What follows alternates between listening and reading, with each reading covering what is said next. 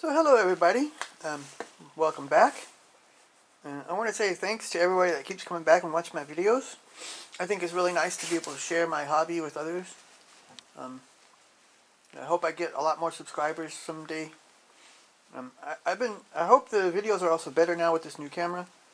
I've noticed that some of the film seems to be overexposed, and I try to tone it down when I edit, but I can't make it too dark either. So today, we'll take a look at this M4A3E8 Sherman, EZ8 from the Korean War from Dragon in 1/35 scale. It has some really cool box art. Really nice drawing here, I think. And here we have some pictures of the finished model. It looks like it turns out pretty nice if I can do a job that's that good. Although I don't agree with some of the colors they used, but now I read that I was in the Army and we never painted our tools to match our tank, but they were inside a Sponson box. Now I don't know how it was back then, really, but I read that they used to paint the tools to match the hull color. But I've never really seen that. But I don't know. But it looks nice here on the pictures at least. And here on this side we have a couple other kits from Dragon. But this is also an older kit. This is also, I think, from the 90s, I believe. And we have here a T-34-85 from the Chinese Volunteer Army. And also a DSHK, an aircraft team from the Chinese Volunteer Army. The rest is not very interesting. So first, let's take a look at the instructions. Here you can see on the front are sprues, A, with a lot of unused parts. Here we have 4, C times 4, C times 2, okay. So 6 trees that are the same letter. But this is bogies, sprockets, and this is other parts to, looks like the idler wheel, maybe? I'm not really sure. I'll take a look at it. This is the hull. 4 of these with track, and 1 of these with turret parts.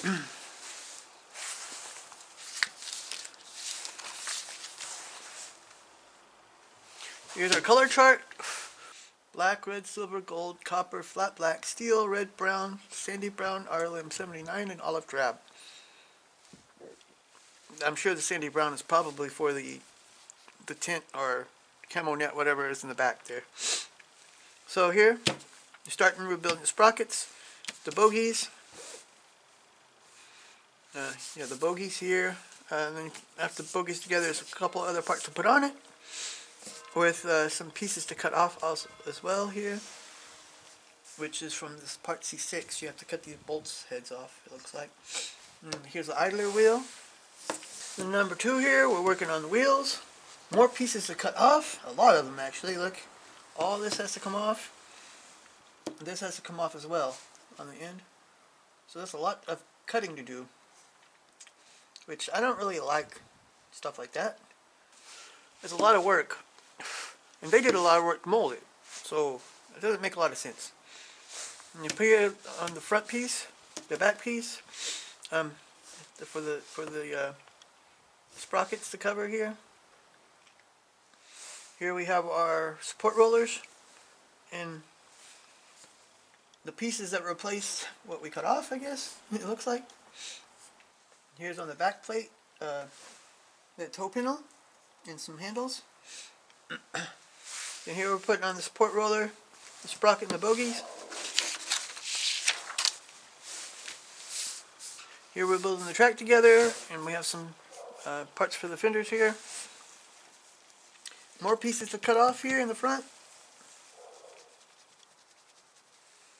Here we got our whole machine gun and the cover for it. In the back, this piece.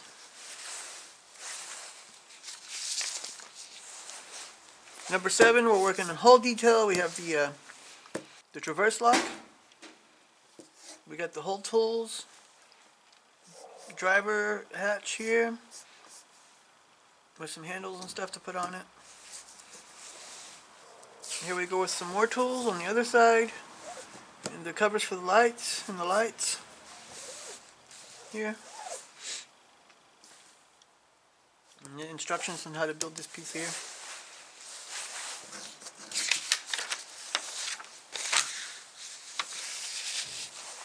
And here we're building the gun tube. We got the mantle, the commander's hatch, the M2, and we're putting it all together. And the bottom and the top halves of the turret. Got the hook here, and the turret door here, some handles, and the parts for the gun and the gun.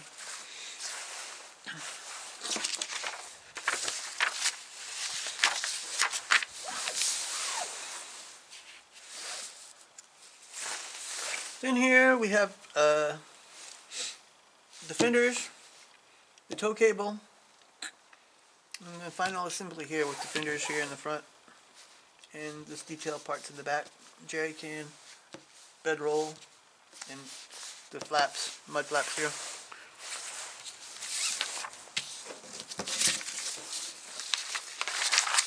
Then here we have our painting and marking. It's olive drab. This is from Charlie Company, 89th Medium Tank Battalion, 1951 Hen River Operation, Korean War.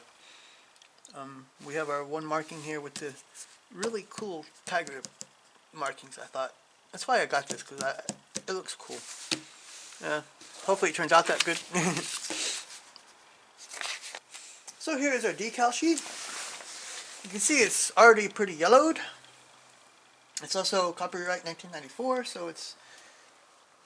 Now I've had this situation. I did a Star Trek ship, yeah, and it had really old decals as well. They were yellowed, and what I found out is if you soak it in water, you let it set and really get loose, and then you take the decal off and you wipe both sides of it, and the yellow comes off. But then you have to put water and decal set on it so it sticks good. But all the yellow came off of it. I thought it was... I guess the yellowing has to do with the glue that they use, not with the decal itself. I don't know if it's the glue or the spray or whatever they put over it, because it all came off and it was white. I mean, it was the color it was supposed to be. You can see everything here on the decals themselves, they're yellowed. But it should be okay. I'm hoping it works like the other one did. They look good. It's really simple little decal sheet. A couple stars and numbers and stuff. But there's two sets of stars here. This is it says something too. Rice's Red Devils. There, Rice's Red Devils. Can't really see it in the video, I don't think. So now let's take a look at these parts.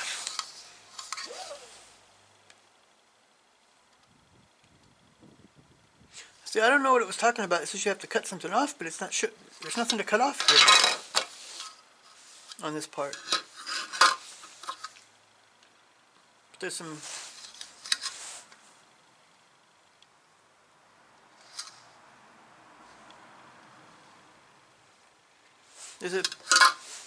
There's a pin mark here, there's a pin mark here that has to be sanded down. It's missing some details like bolt heads around here. There should be some bolt heads, probably around these two. But this one has bolt heads, so okay.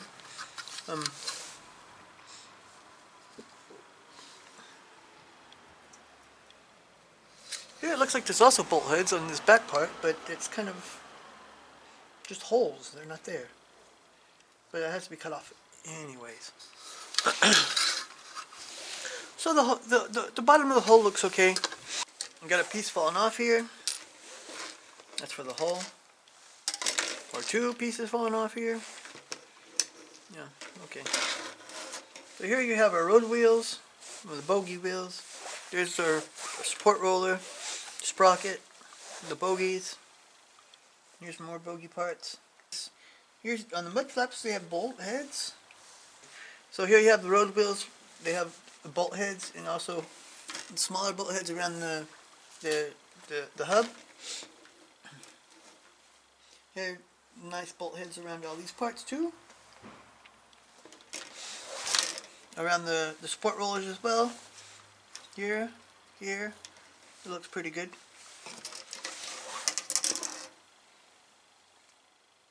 Sprocket looks good as well. Here we have pin marks on the inside of these wheels. It's going to have to be cleaned up a little bit.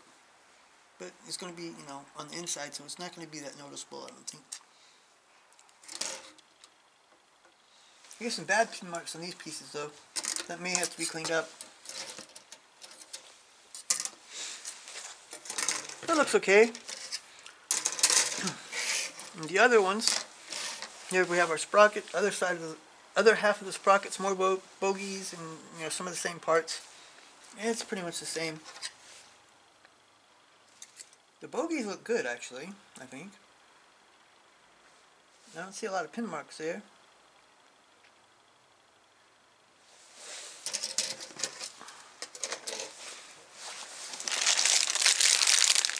Take a look at the single piece treads that they put in here. You really only have to take a look at one of them.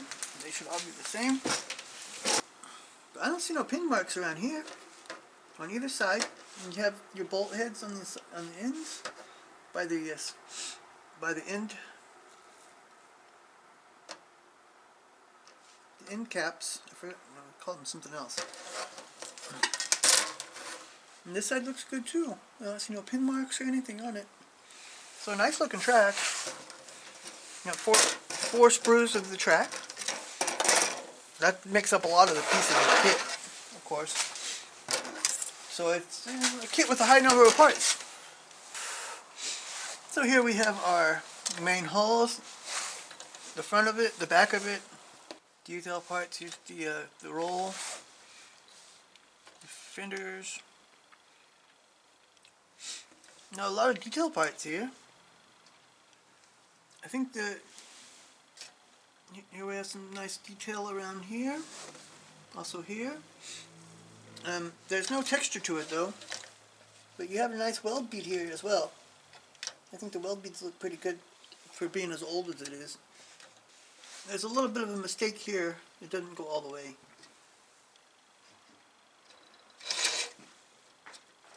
Nice weld beads overall here. A little bit of a problem here on the front. It looks like the molding wasn't so great here. It's a little bit of a mistake. A little sanding down, but you're going to have to put some texture to it. There's no texture at all. It does have the weld beads, but it's really smooth plastic.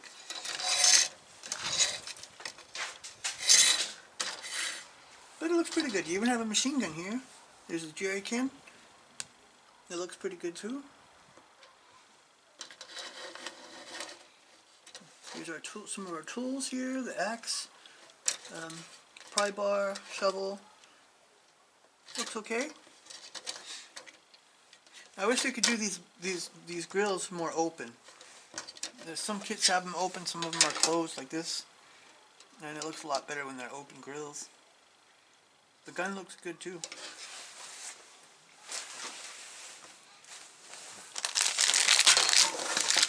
Take a look at the turret now. The turret does have some texture to it.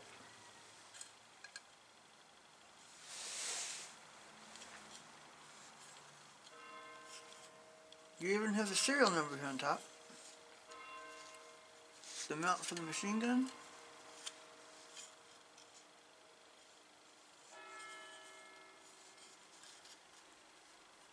Our hatches, handles, the M2,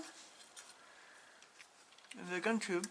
I think the gun tube looks good as well.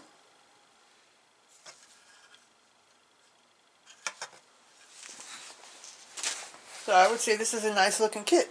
For being as old as it is, there's probably newer ones out there that are better, but this is a kit from the 90s and I think it looks pretty good for its age. I would say it's held up pretty well. I would like it better if they would add more decal options. I like options, not just one subject, but you know, 3 or 4. 3 or 4 is the best, I think. So thanks for watching. Please like and subscribe. And join me next time. We'll be taking a look at this SD KFC 184 Elephant from Dragon on 135 scale. It's a built kit, and it's a nice kit. Tell you more about it when we see each other again. So until then.